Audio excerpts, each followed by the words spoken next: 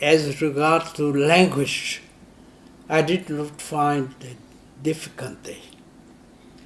But speaking of the Kissinger's side, what was difficult is his pronunciation. Difficult to hear, to understand him. But his ideas were clear enough. Yes. Did you work in consecutive, taking notes?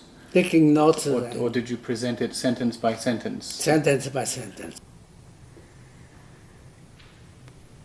Did you feel, as you were working, that you could distance yourself from the process and just be the interpreter? Or were you in fact very much involved also personally and engaged in the process? As an interpreter, we must act as not being involved in the negotiation, but as Vietnamese, then we must pay attention to the content of the idea and how to express the idea clearly and not an word-to-word interpretation, but we must express it in a so-called English way to be not to be very peculiar or queer, because on the American side there was also an interpreter who spoke Vietnamese. And did he interpret as well for the American delegation, or did you do all the work? For some time at the beginning, I was interpreted for both sides. But after some time, because the meeting lasted very long, therefore we proposed to the American side that the interpretation should be done by each side. Then I had to translate for the Vietnamese side and not for the American side. Did you feel that was an improvement in your working conditions? Yes. And did you feel that it was an improvement also in the understanding, or did it work better when you were doing both ways? Because the American interpreter interpreted from English into Vietnamese. I see. Yes. And you worked from Vietnamese into English? Into English. I suppose you were part of the first talks from 1968 and onwards. From the very beginning. Including Kissinger's secret missions. Yes. How did you perceive the situation as an interpreter? Was it particularly difficult from the interpretation point of view? Certainly it was difficult, because you see, interpretation is a difficult job, but interpretation for negotiation conference, it is all the more difficult, because it is political matters, and the position of each side, we must grasp it to interpret correctly, because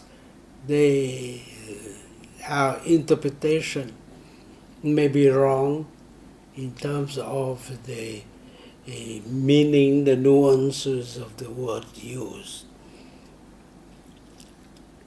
But at the time when I was doing the job, I did not think about the difficulty, but I think more of the content of the interpretation, because I was not being trained to be interpreter, but how to express Ledoux's views. It was my main occupation then. What kind of a politician was Ledoux? Was he very practical, or was he very conceptual in his expression of his ideas? No, his expression was very simple, clear, and understandable. Not complicated. But sometimes I found it difficult to find the corresponding word in English. This is difficult. For myself, I don't feel difficulty in connection with language. I could speak easily because, you see, I began to interpret in 1946-47 for the International Commission and Religious Mission. And the Paris Conference was in 1968 it began. I think that at every session, it is not only the question of language, but it is a question of content of the idea. How to express the idea in a clearly and understandably for the other side. Therefore, the words were chosen carefully and not to misinterpret. In the actual conference, was it only Kissinger and Le Duc speaking, or did you have other people who? No, only two. Only two. And when you look at Kissinger as a negotiator, did he strike you as an effective one, or did he have difficulties in understanding the Vietnamese position? No, I think that he understood the Vietnamese position through me, and he relied on me. He did not question my ability or my English or my expression and so on. I think that it was an exciting job to be interpreter at the Paris Conference. Just so. I did not think about the importance of the job. It was a work allotted by the Foreign Ministry. I had to fulfill this job in the best of my ability. That's all. And moreover, it was a long past, long ago. When I was interpreting in the Paris Conference, I was only 40, 41, 42. It was long ago. Many things have been forgotten now.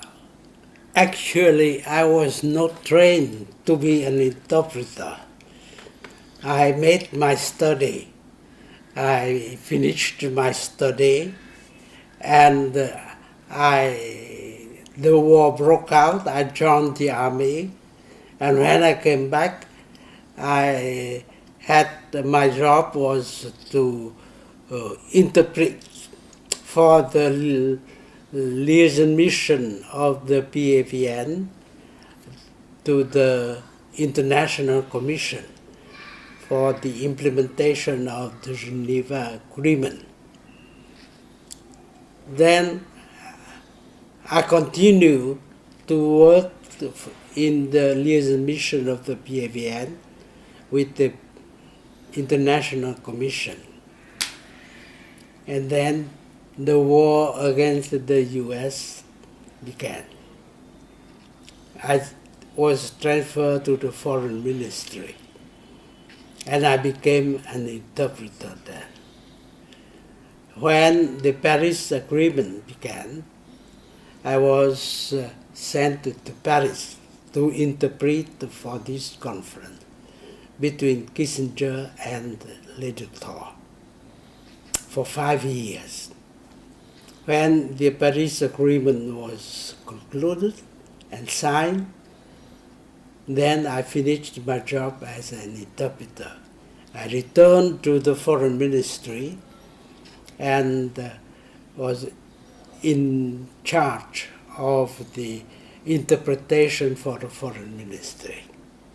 I left the foreign service in 1992 after being posted to the North European countries. If I have something to tell the people who aspire to be interpreters, I would tell them that it is not an easy job. It requires a lot of effort on the part of the interpreter. They must study a lot and a lot of practice